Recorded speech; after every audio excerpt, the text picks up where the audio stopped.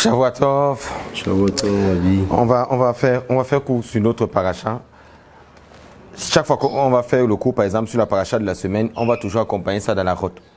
C'est très important. Vous savez que la lara, c'est la base. Et bizarrement, aujourd'hui, nous sommes dans le Ben Ishraï, Shana Rishona, paracha Vaikra. Et il va nous parler justement de ce dont on se retrouve actuellement. La bonne nouvelle que tout le monde sait, la construction justement, Besrat Hashem, de notre Keila, où je dirais comme ça, le centre Naré Couche. Parce que dire que c'est juste la synagogue Naré Couche, c'est n'avoir pas bien expliqué. En fait, c'est un centre, parce qu'à l'intérieur, on aura et la synagogue, un Beta Midrash, une école, un shul, où les gens ils peuvent étudier. On aura un hôpital, on a des projets, ça sera quelque chose de très grand. Donc, c'est le centre Naré Couche. Donc, vous savez ce que nous sommes en train de faire, on est en train de construire justement la synagogue. Et, comme par hasard, la paracha justement de cette semaine donnée par le Ben Ishraï nous parle de ce qu'on appelle la Kedusha dans la synagogue, la sainteté dans la synagogue. Et vous voyez à quel point ça coïncide avec notre paracha. Donc, on va directement aller dans ce que le Ben Ishraï dit. Et puis, je vais expliquer. Nous sommes au niveau de l'Agdama, le préliminaire. On va passer beaucoup de temps au niveau de l'introduction. Parce qu'il dit quoi? Il dit ceci. Au niveau de l'Agdama, il dit Ve'et Asher Rata. C'est-à-dire quoi? Et ce qui est endommagé. Il parle du passouk de Lévitique Vaikra, chapitre 5, verset 16. Ce passouk dit quoi? Ce qui est endommagé, les choses sacrées, il le remboursera et il y ajoutera un cinquième de sa valeur. Ça veut dire quoi? Si par exemple quelqu'un endommage quelque chose dans la synagogue ou dans, je dirais comment, les choses qui sont sacrées, les choses qui sont pures, cette personne va rembourser le prix de ce qu'il a détruit, mais il ajoutera au-dessus un total de 5%. C'est-à-dire quoi? On dit qu'il ajoutera une valeur d'un cinquième. Un cinquième. C'est-à-dire quoi? Il va chercher un cinquième du prix de l'objet. C'est-à-dire quoi? Si l'objet, par exemple, coûte, je ne sais pas, peut-être 5 francs, un cinquième, c'est 1 franc. C'est-à-dire quoi? Il va ajouter le 1 cinquième de la valeur, justement, du prix de l'objet. C'est sur ce passouk donc-là que le Ben Ishraï va meubler tout le cours. Le Ben Ishraï, qu'est-ce qu'il dit? Il dit ceci. Nos sages, c'est-à-dire que les Vara ont enseigné que dans le monde futur, l'Olam Haba, on dira devant les tzadikim, Kadosh, comme devant Kadosh Baruch Hu. Pourquoi? Il dit dans le monde futur, on va dire Kadosh comme devant les saintes Rayot et les anges, ils disent devant Koucha Biriru, ils lui disent Kadosh, Kadosh, Kadosh, Adonai Tsebaot, Me'ekol Aret Kevodo. Mais on dit devant les tzadikim, on va dire Kadosh. Pourquoi? Le Ben Ishraï, il explique. Parce qu'ils ont gardé la sainteté de 3 choses.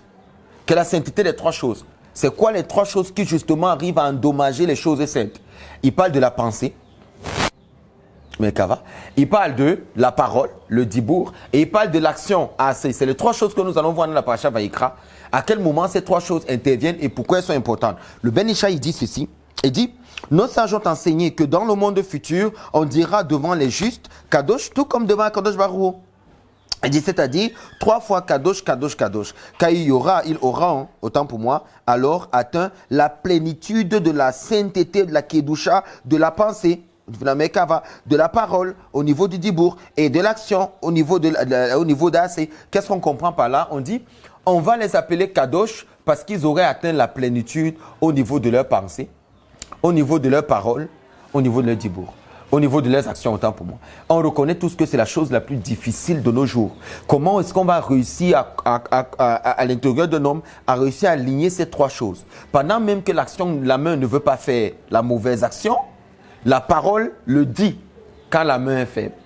Et même quand la parole ne veut pas le dire, le cerveau le pense quand la parole refuse. C'est-à-dire qu'on a là 3 rabbinim, on a 3 rabbins, vraiment des clipas, au niveau de notre tête, au niveau de notre parole, au niveau de notre action qui nous dit « Ah, pense ça, pense mal, pense ça, pense ça, pense ça ». L'autre au niveau de la parole dit « Dis ce qu'il pense, dis ce qu'il pense, dis ce qu'il pense ». Et l'autre dit « Fais l'action, fais l'action, fais l'action ». La Torah dit, atteindre dans la plénitude comme ça de la sagesse, de pouvoir contrôler sa pensée, contrôler sa parole, contrôler ses actions, c'est que lorsque tu ne seras plus de ce monde, quand tu arriveras dans le monde futur, les Malhorim, les anges, se prosterneront devant toi et diront, tout comme ils disent à Hachem, Kadosh, Kadosh, Kadosh, 3 fois, mais à toi on dira Kadosh. C'est-à-dire quoi? Tu auras le même sort. C'est-à-dire, on arrive à te faire comprendre que c'est ceux qui réussissent dans ce monde. On n'a pas dit ceux qui se marient. On n'a pas dit ceux qui ont les enfants. On n'a pas dit ceux qui ont de l'argent. On n'a pas dit ceux qui ont des avoirs. On n'a pas dit ceux qui sont riches. On n'a pas dit ceux qui sont populaires. On n'a pas dit ceux qui sont reconnus. On n'a pas dit ceux qui font le tapage. On dit une chose est simple. Celui qui va réussir à aligner sa pensée, sa parole et ses actions, c'est lui qui mérite le monde futur. C'est tout. Et comment le Ben Ishraï, il arrive à nous faire comme parce qu'il sait que c'est ça justement la Géoula Shlama. Il sait que c'est ça la délivrance finale. Il sait qu'en fait, la délivrance finale est attachée justement à ce que l'on pense. Ça veut dire que si les pensées de l'homme justement sont impures, Maman Déborah, tu nous rejoins? Super. Si les pensées de l'homme sont impures, si ce que l'homme dit dans sa bouche est impur, si ce que l'homme fait avec ses mains, l'action est impure, c'est fini. Welcome, Maman Thérèse. Welcome. On t'attendait. Je sais que tu es fatigué. On ne peut pas faire ce cours sans toi parce que tu aimes beaucoup la Kabbale. Donc, on va recommencer pour que Maman Thérèse elle comprenne. Alors, on est en train d'étudier la section de la semaine.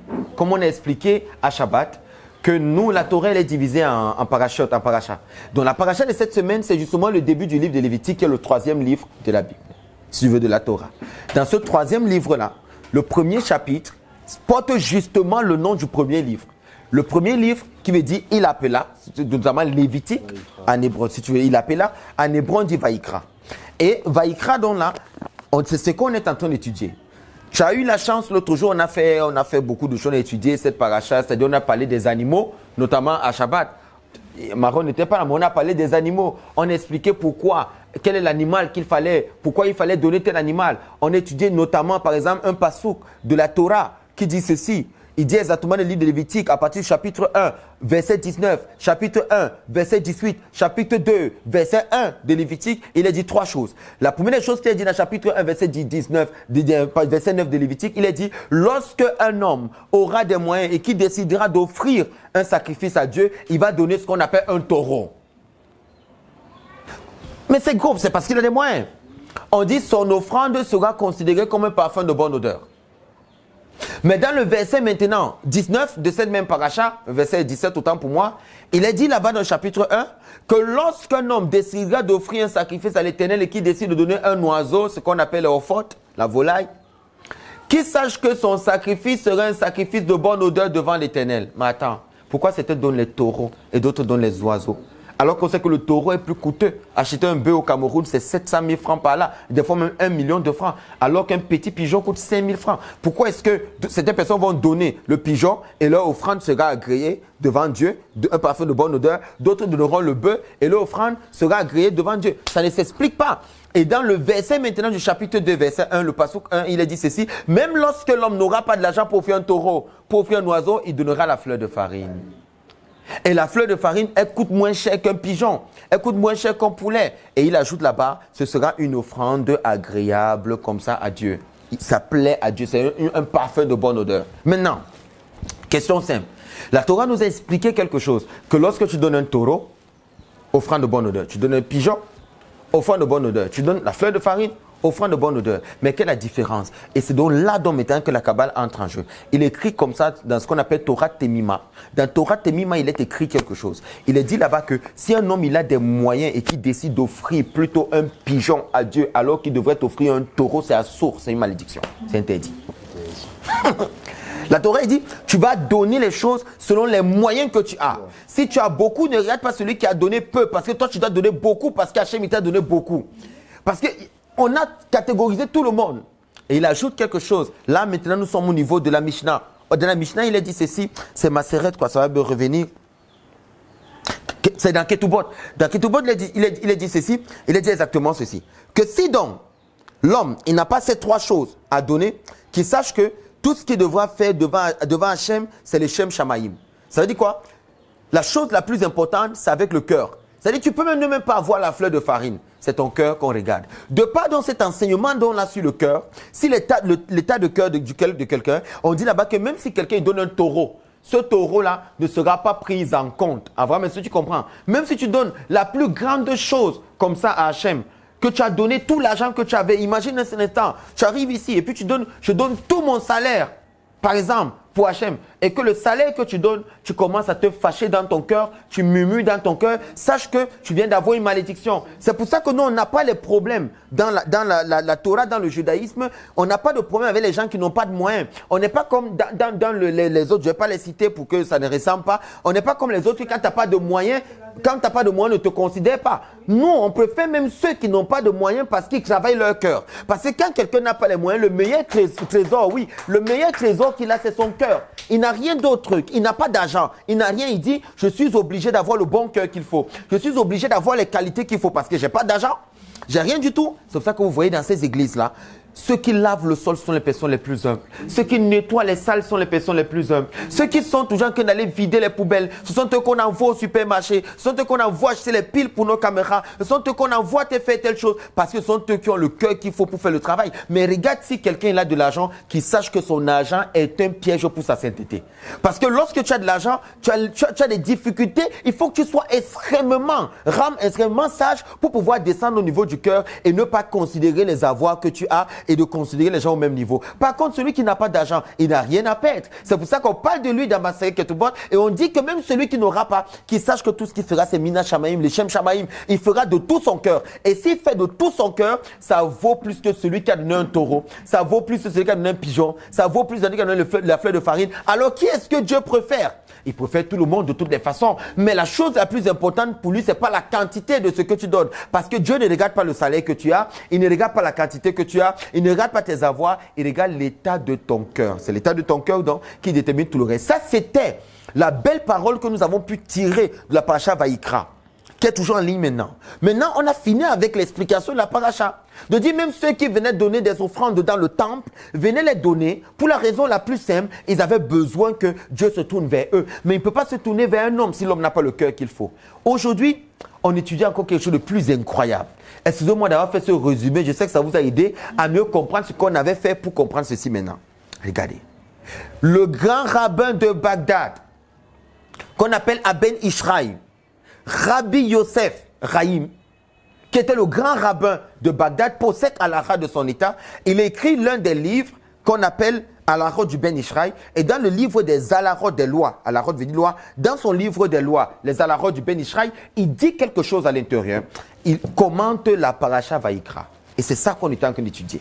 Il dit ceci. Il prend le verset du chapitre 5, le chapitre 5, verset 16. Il dit ceci. Il dit, et ce qu'il a endommagé, des choses, et s'il a endommagé des choses sacrées, il le remboursera et y ajoutera un cinquième de sa valeur. C'est quoi? Il dit, si par exemple, tu endommages quelque chose de sacré, imagine Maman Thérèse part, et Maman Thérèse nous envoie, par exemple, le verre de Kiddush, comme bénit le vin, qui est coûteux, tu sais qu'il est coûteux. Et elle dit, elle va acheter un verre, c'est un exemple, et elle nous l'envoie. Et puis lorsque le verre il arrive dans la communauté, quelqu'un le détruit. Il a détruit. Qu'est-ce que la Torah dit?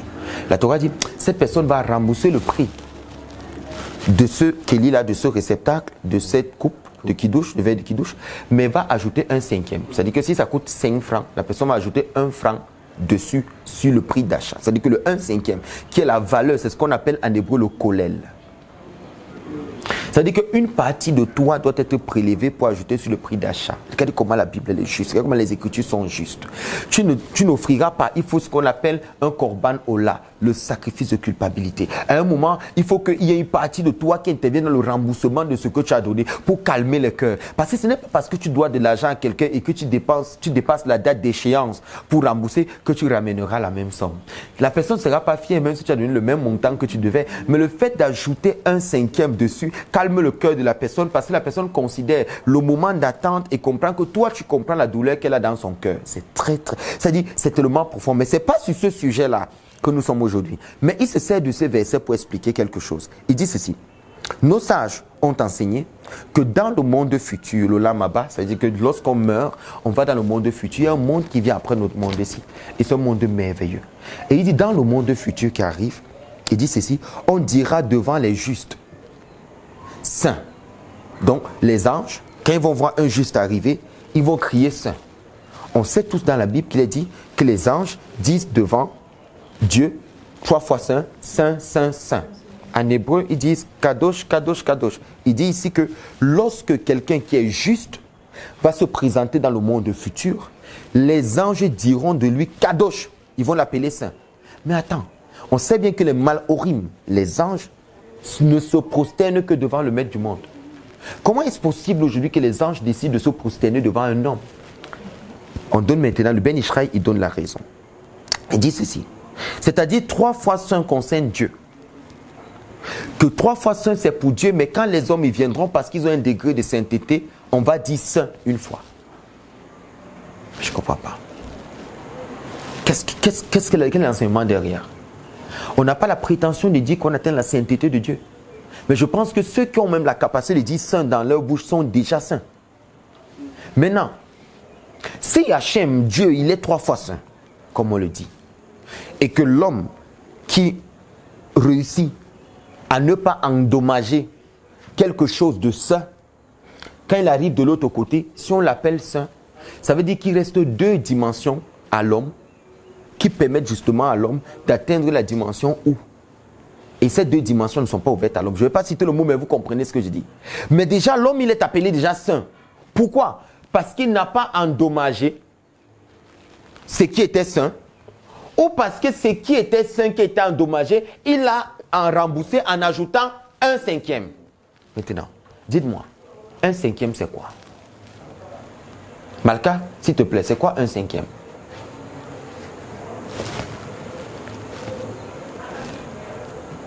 Que représente les 1/5? Le kollel. Le kollel, oui, c'est le kollel. Mais quoi d'autre? Vas-y. Quand tu vois 1, tu vois 5, tu penses à quoi? Ya. Hein? Ya. 5, c'est quoi en hébreu? Ramesh. Ramesh. Quand tu vois 5, qu'est-ce que tu vois? Les 5 livres de la Torah. 5 livres de la Torah. Et quoi d'autre? Les 5 niveaux de l'âme. Les 5 niveaux de l'âme. Les 5 niveaux de l'âme. L'âme. L'âme a 5 niveaux. Nefesh, Roi, Raya, Yerida. Nefesh, Roi, Neshama, Raya, Yerida. Maintenant, si on dit tu n'auras 1/5, tu commences à comprendre. Ça veut dire en fait, toute chose sainte que tu vas endommager et que tu décides de le rembourser, sans ajouter quelque chose dessus, tu ne viens pas de participer à la mitzvah. Tu ne viens pas d'accomplir une bonne œuvre. En fait, qu'est-ce qui fait en sorte que tu sois compté comme un juste? C'est parce que tu sacrifies une partie de toi que tu mets dans la chose. En fait, toute chose que tu ajoutes, c'est-à-dire le simple fait d'avoir de la culpabilité, d'avoir endommagé quelque chose. Le simple fait seulement par cette culpabilité-là, tu décides de donner un sacrifice de plus que ce qui t'avait été demandé. Ça connecte déjà ton âme au monde futur. Et quelle est cette âme qui est connectée au monde futur? Ça s'appelle comment? Yerida. 1/5, Aaron. Tu comprends maintenant mieux? Tu commences à comprendre? En réalité, je ne sais pas si vous suivez ce que je dis, les filles. Si par exemple, à Dieu ne plaise, j'endommage ce portable, il n'est pas sain. Vous comprenez quand même ce que je dis? Peut-être pas ce qu'il y a dedans, mais bon. Oui, c'est un exemple. Et que je l'endommage, et qui coûte peut-être 1000 €. C'est un exemple. Et que je viens rembourser les 1000 €, parce que c'est un objet sain. Je ne dois pas ajouter 1000 €. Je dois prendre le prix de 1000 €. Je divise par 5. Et je paye 1000 € plus le 1/5 du prix d'achat de cet objet. Le 1/5 que je viens de mettre, c'est le premier niveau de mon âme. En fait, ce qui va se passer avec vous, que vous devez tous savoir, c'est qu'une fois que tu as remboursé une chose sainte en ajoutant 1/5, ça empêche à ce que ton âme soit attaquée par Amalek. Pourquoi? Parce qu'on ne peut plus t'attaquer parce que cette partie de ton âme appartient déjà à Dieu. C'est cette partie de l'âme là qu'on appelle Kadosh. C'est pour ça qu'on dit 3 fois Kadosh devant Dieu, 3 fois Saint devant Dieu. Parce que les 3 fois Saint de Dieu, c'est les 3 niveaux de l'âme. Nefesh, Roi, Neshama. Tout simplement. Et les seules personnes qui peuvent crier 3 fois Saint pendant la prière, c'est l'homme. Sur les 5 niveaux de l'âme, il n'y a que 3 niveaux dont l'homme a accès. C'est pour ça que l'homme peut dire 3 fois Saint, parce que le premier Saint, c'est pour le Nefesh, le deuxième Saint, c'est pour le Roi, le troisième, c'est pour la Neshama. L'homme ne peut pas avoir la Raya et la Yerida. C'est pour ça qu'il ne peut que dire 3 fois Saint. Donc du coup, maintenant, lorsque l'homme arrive et que les anges appellent cet homme-là Saint, ça veut dire que la première portion de son âme, qui qui était un nefesh de Klippa, parce que c'est le nefesh. Le premier niveau de l'âme s'appelle nefesh. Déborah. Ce nefesh-là, s'il a endommagé un objet saint, ça veut dire que c'est un nefesh quoi? De Klippa. Merci Maron. C'est un nefesh de Klippa, ça veut dire que c'est un nefesh impur. C'est une âme impure. C'est une portion d'âme qui est négative. Lorsque donc la portion d'âme négative décide de rembourser l'objet saint, cet objet saint qui ne rembourse pas le prix de l'objet est toujours impur. Ce qui va rendre cet objet pur, c'est parce que lui, il ajoute le 1/5 de cet objet qui est le rachat de son âme, qui fait passer son âme impure en une âme pure. C'est pour ça qu'on parle de nefesh, de Klippa à nefesh de Kedusha. Tu comprends maintenant? Et c'est ce nefesh de Kedusha qui va dans le monde futur et qui t'attend. C'est pour ça que tu peux vivre ici et tu vis avec les tzadikim de l'autre côté. Tu peux être ici et tu vois le monde futur parce que tu as la crainte d'endommager les choses saintes. Tu as la crainte d'endommager ce que tu ne maîtrises pas. Tu as la crainte de toucher ce que tu ne connais pas. Tu as la simple crainte que tu as à l'intérieur de toi de ne pas endommager ou même d'endommager et de rembourser le 1/5, fait en sorte que ton âme vit dans des dimensions où même n'importe quelle pratique spirituelle dans ce monde ne peut t'endommager. Parce qu'il a récupéré ton âme et il la garde avec lui là-bas. Il dit, cette personne-ci, elle est chère à mes yeux. Elle-même, elle a décidé volontairement de me donner 1/5. C'est très complexe, c'est ce que on explique au niveau de la Dhamma. C'est très complexe. Rien que l'introduction. Regardez ce qu'il dit. Maintenant, qu'est-ce qu'il faut faire? Ou qu'est-ce qui pousse l'homme à endommager ce qui est saint? Qu'est-ce qui pousse l'homme à endommager? Qu'est-ce qui pousse le bien Adam? Un homme, un descendant d'Adam par exemple, ou n'importe quel homme a endommagé, ou le juif a endommagé ce qui est saint. Regardez ce qu'il dit. C'est incroyable. Il dit ceci.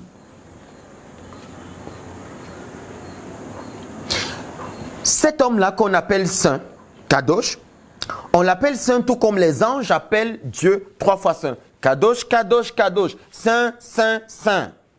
Il dit car ils auront, c'est-à-dire ces hommes-là qui n'ont pas endommagé, ces hommes-là qu'on appelle saints, ils auront atteint la plénitude de la sainteté de la pensée, de la parole et de l'action. Et c'est là qu'on était et qu'on attendait Maman Thérèse. C'est quoi donc maintenant? C'est à ce niveau qu'on était. C'est quoi atteindre la plénitude de la pensée, du discours et de l'action? Voilà les 3 maîtres qui sont dans le corps d'un homme. Les 3 ne s'entendent jamais. Et même lorsqu'ils s'entendent à faire quelque chose, c'est toujours pour faire le mal. Je m'explique. Une situation se produit. Le cerveau de l'homme pense mal.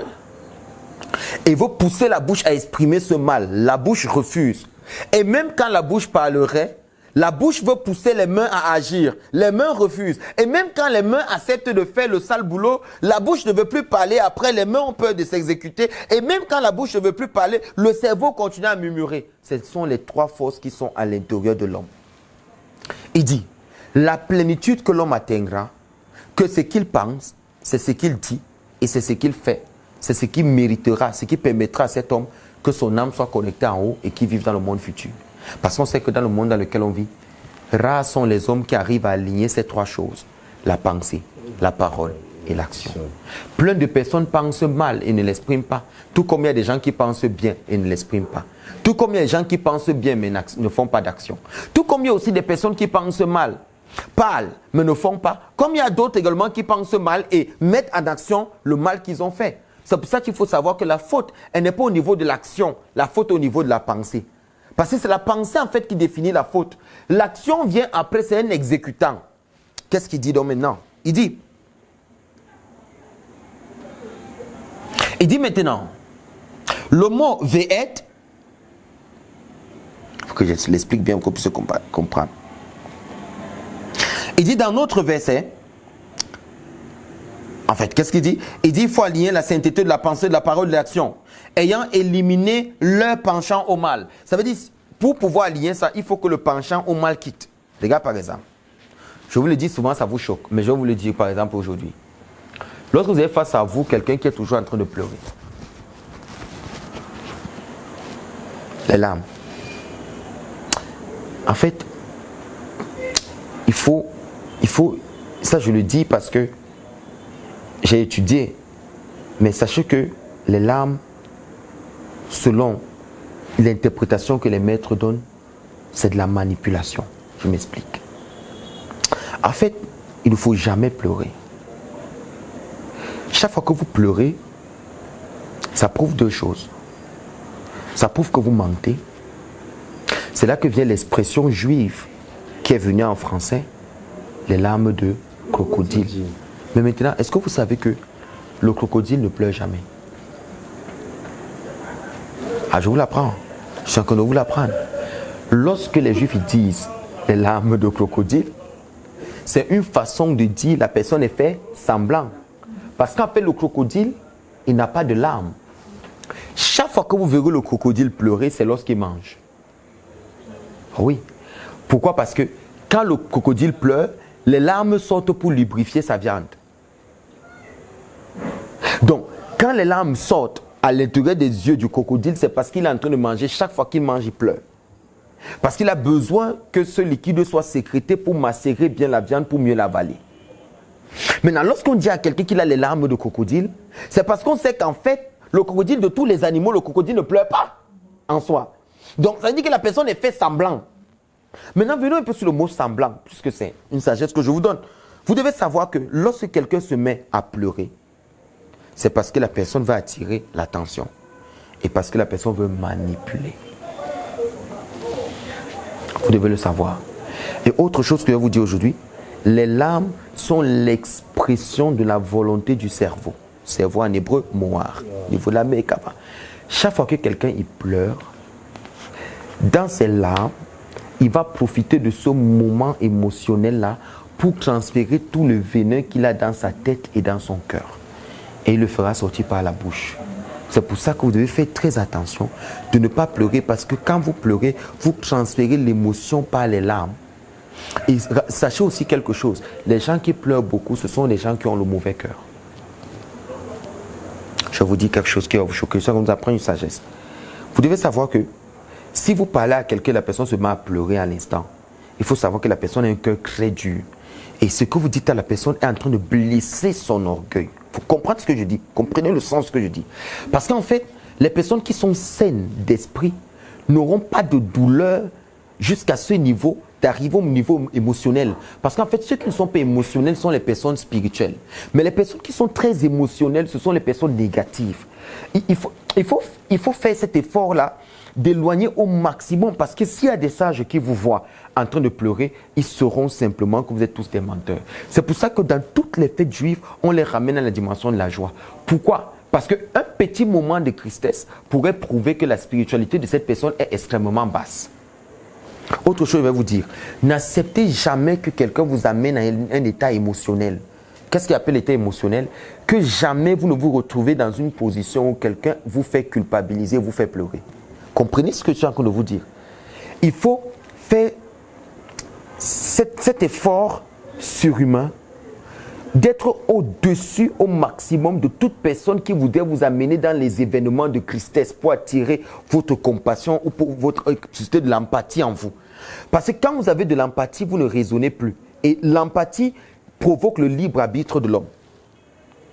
En fait, quand vous commencez à avoir de la pitié pour quelqu'un qui utilise les larmes pour vous parler, votre libre arbitre s'active et annule le jugement de Dieu sur vous. Ça veut dire, ça empêche maintenant Dieu de parler au travers de vous, vous vous constituez en maître. Ça veut dire que vous décidez de prendre les devants de la situation et la changer. Ça, ce sont les notions de charré qui doucha très avancées que je vous explique. C'est-à-dire, faites l'effort au maximum, même quand vous avez un enfant à la maison, vous allez vous rendre compte que les larmes d'un enfant ont pour vocation d'attirer la mère. Mais ça, c'est un enfant qui n'a pas encore 12 ans. Mais lorsqu'il a dépassé 12 ans, 13 ans, il faut savoir qu'il sait très bien maintenant ce qu'il fait. Donc, c'est-à-dire quand quelqu'un vous parle et veut vous parler et commence à mettre des larmes à l'intérieur, je ne dis pas que les gens ne doivent pas pleurer. Ça peut arriver que quelqu'un il pleure. Ça peut arriver que quelqu'un il pleure, mais dans le secret, rapidement, il arrête. Parce que lorsqu'on est à un niveau spirituel, lorsqu'on est un roi, on ne pleure pas. David faisait cet effort de ne pas pleurer au point où, lorsque son fils Absalom s'est levé contre lui et qu'il allait voir Doeg qui était le chef du Sanhédrin et qui était le père de Bathsheba, si vous voulez dans la Bible, qui était la mère de Salomon. Lorsque Absalom s'est levé à Avichalom et qu'il allait le voir, il a monté une conspiration contre son père David en disant ceci: si c'est que David a perdu le premier enfant avec Bathsheba, c'est parce que justement il a tué quelqu'un pour prendre sa femme, et c'était Uri. qui était le général d'armée de David. Il a envoyé en guerre pour pouvoir prendre sa femme. Et c'est ce qu'il est allé donner comme argument. Son propre fils est allé le dire. Pour dire que c'est pour ça que les malheurs arrivent à David. C'est pour ça que vous devez faire très attention avec justement ces personnes-là qui veulent toujours vous ramener un état émotionnel, un état de remise en question. Moi, je me rappelle quand j'étudiais, le rabbin il avait l'habitude de dire, il dit, quand tu veux expliquer trop tes problèmes, il te dit, je ne suis pas émotionnel, il faut arrêter ça. Parce qu'il sait qu'à cause de la pitié, de l'émotion, on a confié nos entreprises à des personnes qui les ont fait couler. Comprenez maintenant? À cause de la pitié et tout, on a fait confiance à certaines personnes à qui il ne fallait pas faire confiance. À cause du fait qu'on voit que ces personnes nous montrent qu'elles souffrent, on a enlevé ça. Les gens trouvent des fois qu'en affaires, je suis très dur. Ou que quand je donne mon travail au technicien, je demande un rendement. Il n'y a pas de la pitié lorsqu'on donne de l'argent pour réaliser un ouvrage. Il n'y a pas de la compassion. Il n'y a pas de la considération. On veut un résultat. C'est pour ça que vous devez faire l'effort d'enlever l'émotion dans tout ce que vous êtes en train de faire ou dans tout ce que vous entreprenez. Faites très attention avec les personnes qui justement vous lancent des mots pour vous amener dans un état de culpabilité ou de tristesse ou quoi que ce soit. Il ne faut jamais être émotionnel. Il faut être, c'est-à-dire il faut être stam, il faut être, c'est-à-dire il faut être à la limite insensible à tout volet émotionnel et faire toujours primer la joie. Il ne faut jamais être quelqu'un, parce que quelqu'un il commence à faire le visage, un genre, tu pas directement dire qu'est-ce qu'il ne va pas arrêter. Parce que toutes ces choses-là que tu es en train de faire, ça affaiblit ta spiritualité. Et ça te rend faible. Et quand des véritables situations viendront, c'est pour ça que je vous ai dit quelque chose. Je l'expliquais hier à Purim, tout au moins hier je l'expliquais comme ça. Hier je disais ceci, je disais, vous devez faire très attention parce qu'il est expliqué comme ça dans les textes que Moïse, il avait eu peur. Il avait eu peur. Il a eu peur d'Amalek. Il avait peur d'Amalek. Pourquoi? Et je vais vous donner un secret. Je vous ai donné un secret hier. Je vous ai dit, s'il y a quelqu'un près de vous, que lorsque vous voyez la personne, vous êtes tétanisé, vous êtes dans la peur, sans même que la personne ne vous parle. C'est-à-dire, le simple fait qu'on vous dise que vous allez rencontrer la personne, vous êtes tétanisé, vous perdez vos moyens. Vous avez face à vous un Amalek. Parce qu'en réalité, vous ne devez jamais avoir peur des gens, mais vous devez respecter les gens. C'est deux choses. Je peux respecter quelqu'un et vivre en phase avec la personne. Mais respecter quelqu'un et avoir peur de la personne, quand la peur entre dans une relation, elle n'est plus saine. Une relation de peur n'est pas une relation saine. On peut avoir une relation de respect et être des amis. Je respecte Maman Thérèse me respecte. Mais il ne doit pas avoir ici une relation de peur entre Maman Thérèse et moi. Non, non, non, non, non, non. Si la relation de peur commence à exister entre Maman Thérèse et moi, sache tout simplement que l'une de nos personnes est un démon. Non, je le dis clairement.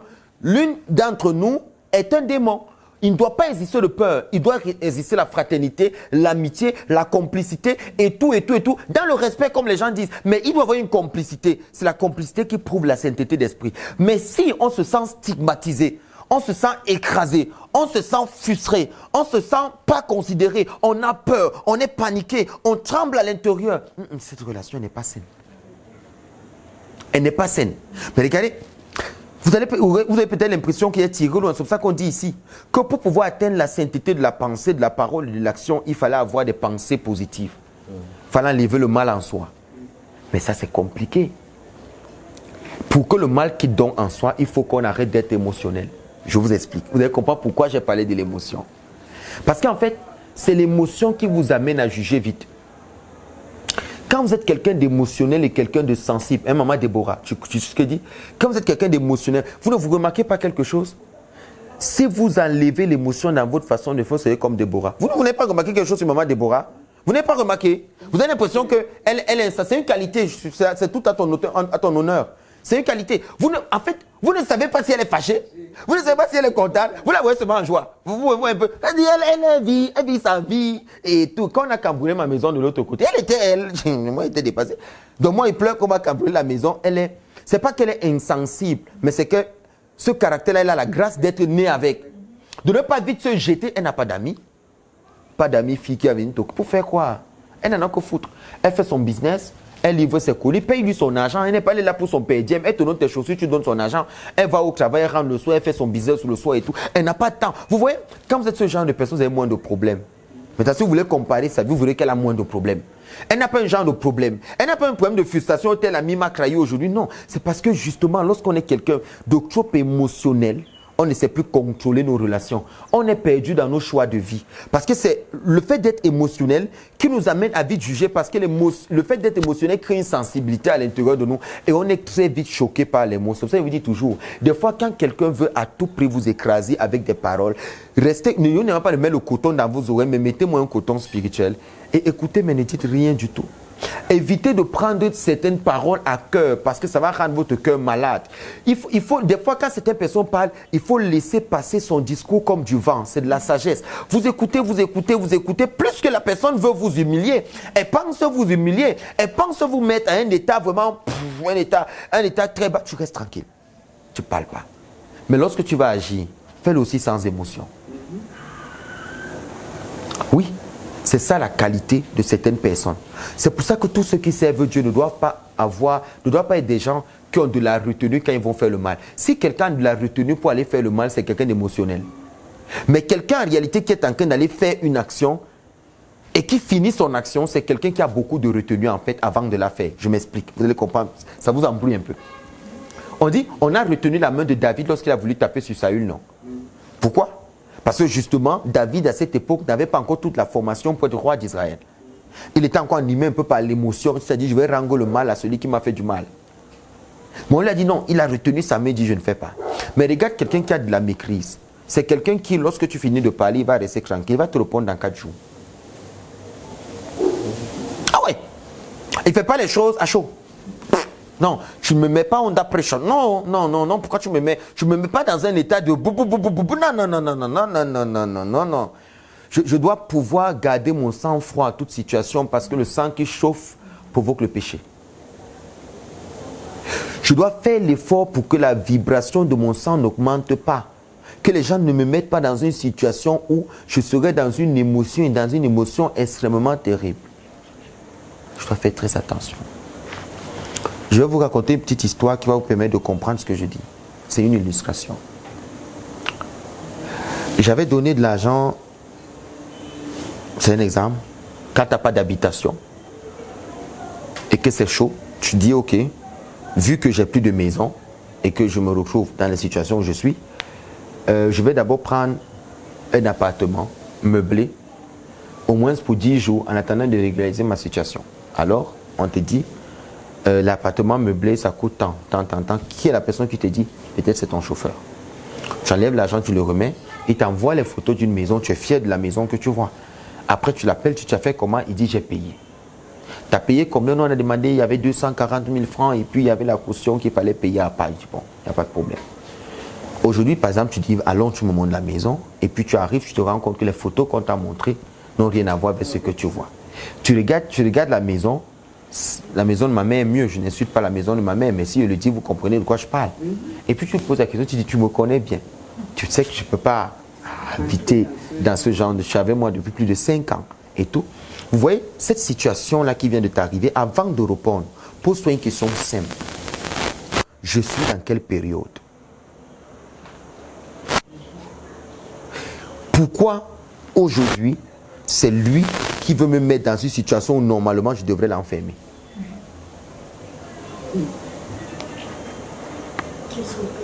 Pourquoi est-ce qu'il l'a fait? Et puis tu lui dis, on ne va pas se discuter, la maison ne me plaît pas. Alors, demande à ce monsieur avec qui tu as traité de te rembourser. Il peut rester avec la caution, mais qui rembourse le montant. La caution, je la considère comme le désagrément causé. Alors, je récupère, tu me remets l'argent. Alors, moi, je ne peux pas rester ici pour ne pas m'énerver. Donc, moi, je vais partir à la maison. Et puis, tu m'envoies l'argent dans mon compte. Et puis, je pense à autre chose. Et puis, il t'envoie, il te dit que le propriétaire de la maison, il a dit qu'il vient à 13h. Il dit, il n'y a pas de problème, mais il faut faire vite. 13h, tu es dans la rue, tu marches. Propriétaire de la maison, n'appelle pas. Tu écris, tu dis, mais attends, c'est comment? Je suis dans la rue, il faut me donner l'argent, je vais m'occuper, je vais faire autre chose avec. Et puis, tu te dis, Il a dit qu'il ne rembourse pas la totalité, mais il prend la moitié de l'argent. Jusque-là, le cœur, il a envie de gonfler. Mais tu restes tranquille parce que tu es un homme, tu dois avoir la maîtrise. La maîtrise. C'est un peu comme quand les gens écrivent sur moi sur Facebook, je peux faire 6 mois avant de répondre. Moi, je ne suis pas pressé. J'attends. Alors, je lui dis, ok, il n'y a pas de problème. J'avale le sang et je dis, même ça, donne-moi. Et il m'appelle, il me dit, il a dit qu'il va donner l'argent là seulement le 12. Nous sommes le 24. Le 12. Et moi, je lui dis, écoute, tu atteins ce qu'on appelle, pour moi, tu atteins la saturation. Je vais te dire quelque chose de très simple. Cet argent, lorsque tu l'auras le 12, ne me le renvoie pas. Dès à présent, je te parle, récupère tout ce montant d'argent et garde-le pour toi. Ne me donne pas un radis. Tu le récupères, tu le gardes. Il veut parce que non, Rabbi, il dit, écoute, je suis en train de te dire, je ne veux pas parler, je comprends. Tu récupères, tu gardes. Bonne soirée à toi, je raccroche. Maintenant, ce que je vous fais comprendre, c'est, est-ce que vous savez que quand vous êtes dans une certaine période comme celle dans laquelle nous sommes, où tu es en train d'initier un projet qui est grand comme celui que tu es en train de faire, c'est où tu devras savoir que chaque fois que ta lumière veut briller, ça vient de partout pour te perturber, ça vient de partout pour t'insulter, ça vient de partout pour te mettre dans tous tes états, pour que tu perdes ton sang-froid et que les pensées de ta tête, ton discours et tes actions ne soient plus alignées, ne soient plus coordonnées, que tu commences à penser du mal. Tu commences à avoir des pensées impures qui vont t'empêcher d'avoir le monde futur. Tu commences à avoir des idées qui ne t'aident pas justement à avancer. Tu commences à avoir des situations dans ta tête que toi-même tu ne comprends pas. C'est pour ça qu'il dit ceci. Il dit, cette notion de cabale, je vais aller très rapidement. Parce que là, c'est un peu compliqué. Ça nous prend beaucoup de temps. Parce qu'il parle justement du mot ve'et. Comment est-ce que le mot ve'et est reparti? Quand on dit ve'et, pour parler de la notion ve'et à cher rata, c'est-à-dire que et ce qu'il a endommagé. Le mot ve'et, là, il le repartit pour la parole, l'action et la pensée. Mais ce n'est pas là que je suis. Regardez ce qu'il dit. Puisqu'on est en train de parler de la sainteté dans la synagogue, il a commencé par dire il faut garder les choses saintes. Ce qui est saint, tu le préserves. Ce qui est saint, tu ne laisses pas l'autre l'endommager. Ce qui est saint, tu veilles à ce que ce qui est saint arrive au bout. Regarde ce qu'il dit. Et dit, nous retrouvons dans une synagogue ces 3 niveaux de sainteté. Mais attends. Tu m'as expliqué la pensée. Tu as dit on doit avoir des pensées pures. Ce qui sort de notre bouche, il ne faut jamais parler les vulgarités. On appelle ça en hébreu des stouillottes. Vous voyez, il y a des gens qui sont tellement vulgaires. Excusez-moi de ce que je vais dire. Ils parlent du sexe. Ils parlent n'importe quoi. Vous voyez, quand les garçons ils viennent ici, tu vois comment je t'interdis tout ce langage. Dès que ça veut commencer, dire hey, arrêtez ça. Pourquoi? Parce que quelqu'un ne doit pas parler de l'intimité comme n'importe quoi. Nos grands-parents avaient une façon de faire. Que de prononcer le mot, ils donnaient souvent un nom pour définir ça, que seuls ceux qui sont dans la maison savent que c'est de ça dont on parle. Mais on sait que même dans nos dialectes, il y a cette sauvagerie-là, de ces mots. Mais la société dans laquelle on vit aujourd'hui, les gens ne savent plus la pureté de la bouche. Chaque mot impur qui sort de la bouche crée l'entité qui sort de la bouche. Déjà en bas zéro, tout ce que nous disons dans nos bouches, ça crée des anges. Maintenant, les anges sont créés en fonction de ce qu'on a dit. Si on a dit quelque chose de négatif, ce sont les anges négatifs qui sortent. Si on a dit quelque chose de positif, ce sont les anges positifs qui sortent. C'est pour ça que les seules personnes qui sont autorisées à pleurer, ce sont les bébés. Les adultes ne pleurent pas. Parce que lorsque tu es en train de pleurer, tu dis tellement de choses qui relèvent de l'émotion que ça crée des forces. Par exemple, pendant un deuil, je ne souhaite pas, et puis quelqu'un il dit, comment tu es parti, tu m'as laissé. Trop grave. C'est parce que vous venez de faire, tu vas le suivre. Hein. Faut pas dire ça. Faut pas dire ce genre de choses. Faut jamais dire ça. Il faut avoir de la retenue. Parce que tout ce que tu dis, ça crée des forces qui vont nourrir la volonté de ce que tu as dit jusqu'à ce que cette volonté-là puisse arriver là où ça va arriver. Regarde. Les 3 niveaux de sainteté de la pensée, de la bouche et de l'action se trouvent dans la synagogue. C'est pour ça que j'ai dit que cette paracha tombe à point pour nous parler comme ça de la sainteté de la synagogue. Regardez ce qu'il a dit. On dit le premier niveau, les 3 niveaux de sainteté sont dans la synagogue, on a celle du Sefer Torah, le livre de la loi, ce qui est rouleau parchemin comme ça. On dit le premier niveau de sainteté, c'est le Sefer Torah. Sefer veut dire livre. Torah, c'est le livre. Le Sefer Torah correspond à la pensée. Ça veut dire que c'est ça qui est saint et qui ne doit pas être touché n'importe comment. Il dit deuxième des choses, Celle du Héral. Le Héral, c'est la moire où on garde le Sefer Torah. Le Héral, c'est ce que Papa Michel est en train de fabriquer pour notre synagogue. Le Héral, c'est où on garde. On dit, ça doit avoir une sainteté qui ne dit pas son nom. Il dit, mais cette amour-là, elle correspond à la dimension de la parole. Pourquoi? Parce que dans cet amour-là, il y a ce qu'on appelle la pensée à l'intérieur. La pensée, c'est quoi? C'est la Torah. La Torah, c'est la pensée. Elle est à l'intérieur. Donc, on doit faire l'effort donc, que la parole qui sort de notre bouche, on fait attention parce qu'elle correspond à cette dimension-là. Si donc dans une synagogue, par exemple, les gens ont des mauvaises pensées, qu'est-ce qu'ils viennent de faire? Vas-y, papa, vas-y. Ils viennent endommager le Sefer Torah. Ils viennent de l'endommager. C'est pour ça que c'est des choses pour lesquelles on doit faire extrêmement attention. Le livre de la loi que tu vois qui est posé dans la synagogue, comme Dieu il aidera, on va finir et on aura notre Sefer Torah. La sainteté de ce Sefer Torah dépend des pensées des gens qui sont dans la synagogue. C'est-à-dire que s'il y a des gens dans la synagogue qui regardent la vie de l'autre, ils pensent mal, ils regardent tel truc, ils critiquent et tout. En fait, la synagogue, c'est un lieu où tu viens faire ce que tu as fait et puis tu pars. Tu vois un peu?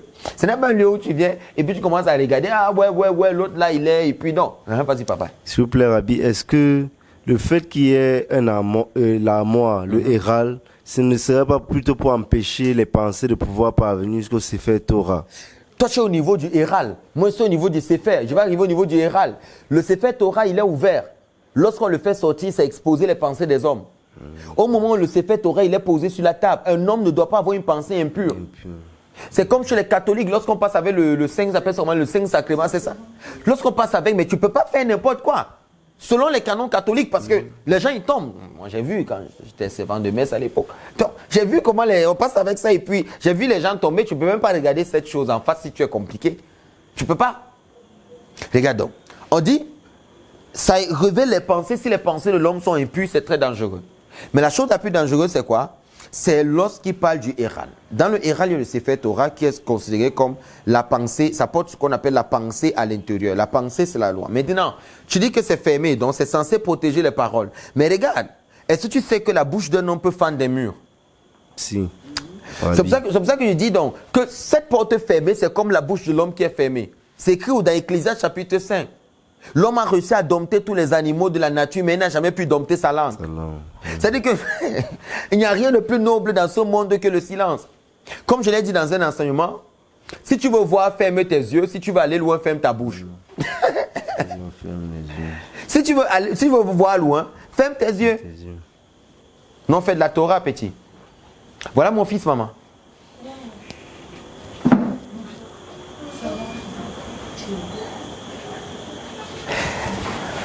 La Torah, nous on étudie.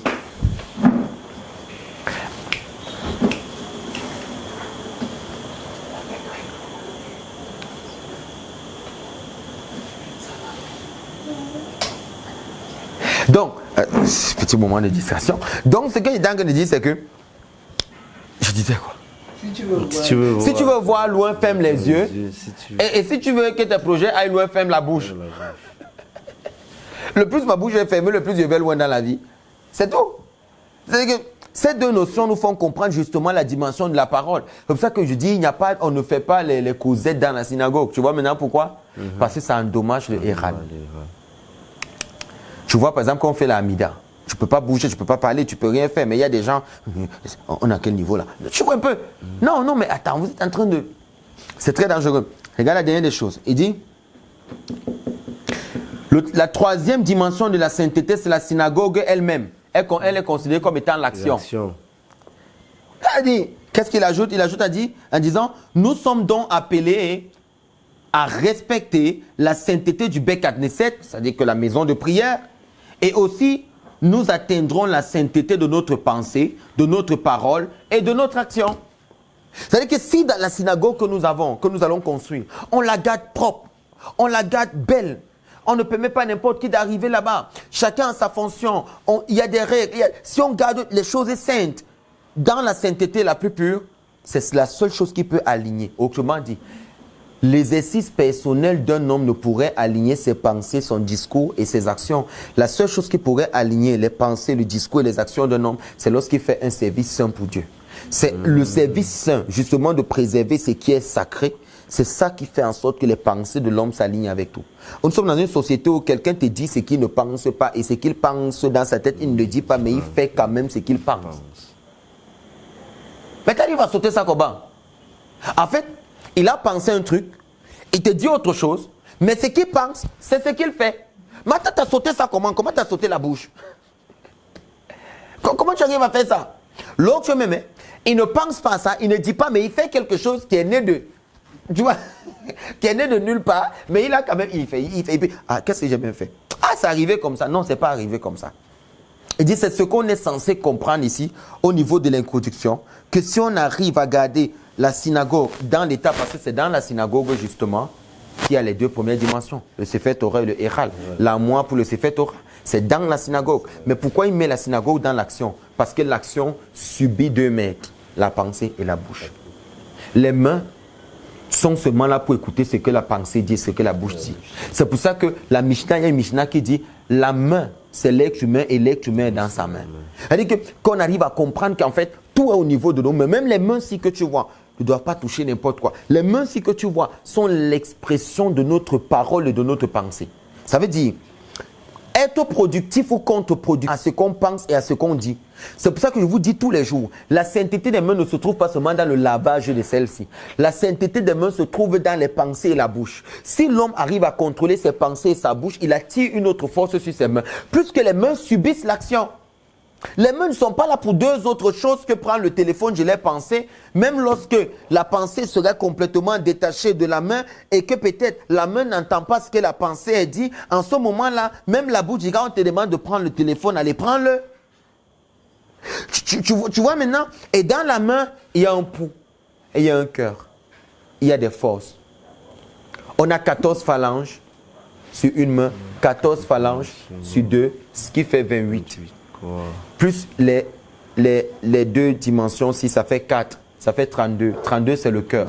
C'est pour ça que dans la Kabbalah, les mains d'un homme, c'est son cœur. En fait, tout ce qui sortira de la bouche et de la pensée se construit au niveau du cœur. C'est pour ça que le cœur de l'homme, il est posé sur ses mains. C'est pour ça que lorsqu'on prie, elle ne suit pas comment on saute. C'est pour ça que lorsqu'on prie, ce qui se produit dans l'état de la prière, c'est qu'on arrête les mains de quelqu'un pour prier. On lève nos mains. Mais qu'est-ce qui s'est passé avec Moïse? Moïse a levé les mains pour faire tomber, pour que Israël gagne la guerre contre Amalek, non? On dit les mains de Moïse se sont fatiguées. Il a fallu qu'on envoie Aaron et Hur. Ils sont venus soutenir ses mains qui étaient toutes tremblantes. Mais les maîtres disent quelque chose. Et ça, je l'ai étudié avec les Breslev dans l'un des livres de Rabbi Naman de Breslev, l'Écoute Moharan. Dans l'Écoute Moharan de Rabbi Naman de Breslev, il dit ceci. En faisant cette allusion-là sur les mains de Moïse qui se rabaissaient et dont Israël perdait la guerre, et il est dit là-bas le secret du lavage des mains.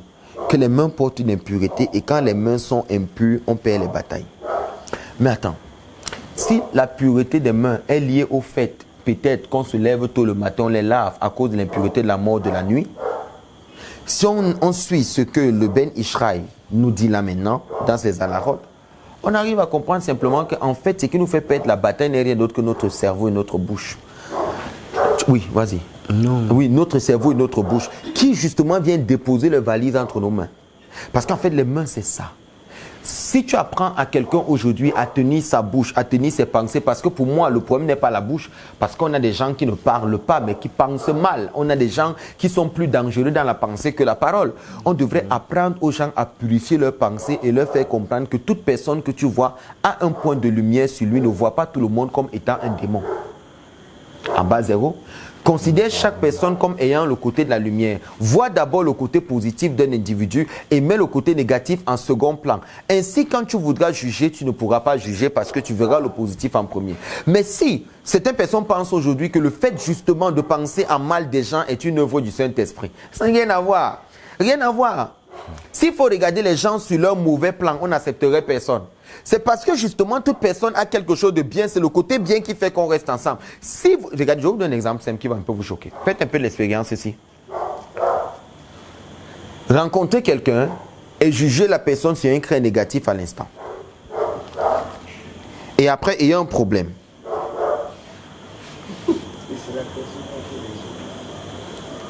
Je suis occupé, je ne suis pas disponible, je donne cours. Il faut le lui dire là-bas. Il ne fait que m'écrire. Je ne suis pas disponible. Il vient demain soir, j'ai séminaire. Alors, ce que je voulais expliquer, je disais quoi? Excuse-moi. Vous voyez une personne et vous voyez qu'elle a un point négatif sur lui. Vous avez un point négatif sur lui, c'est là où vous êtes arrêté. C'est ça, non? Tu vois quelqu'un, peut-être tu viens de rencontrer quelqu'un aujourd'hui. Tu viens de rencontrer quelqu'un aujourd'hui, vois un peu le point négatif en lui et vis avec la personne. Et il y a un problème un jour. C'est ce que tu as gardé de lui qui reviendra. Okay. Regardez, faites un exemple, fermez un peu vos yeux, pensez à quelqu'un. Vous allez vous rendre compte du premier jugement. Le premier jugement que vous avez eu sur la personne, c'est ce qui est. En fait, moi, je ne crois pas à ce que les gens disent que je connaissais telle personne, mais je ne connaissais pas telle de ses côtés. Après, ça ne s'explique pas. Ça ne s'explique pas. On accepte les gens tels qu'ils sont d'abord à la base, mais on sait ce qu'ils sont. Si on sait ce qu'ils sont, on ne les accepte pas depuis le départ. C'est très compliqué donc de juger les gens positivement, mais eux, ils nous jugent mal. Parce que le côté que je voulais vous dire, c'est l'ingratitude que vous aurez. Quant à ceux-là, parce qu'eux, ils ne vont pas comprendre que vous prenez le temps pour eux. Ils ne vont pas l'accepter. Donc faites l'effort de rester toujours avec des pensées positives parce que ça crée la guérison. C'est très bien d'être positif, c'est très bien de ne pas abandonner, d'être toujours dans la joie. C'est très important, être humble et faites l'effort de ne pas parler beaucoup. Si vous arrivez même de parler des choses qui sont liées à Dieu, les choses spirituelles. Ça va beaucoup vous aider. Et si vous avez des gens autour de vous qui passent le temps à ne parler que de l'intimité, des conneries, et séparez-vous, ils ne vous aident pas à monter. Ils ne vous aident pas du tout. Ils ne vous aident pas. Tout au contraire, ils sont en train de vous amener vers le bas. Vers le bas. Ils vous amènent vers le bas. Ils vous amènent tous vers le bas. Donc vous devez faire très attention. Barouata le Olam, Amen vers Amen.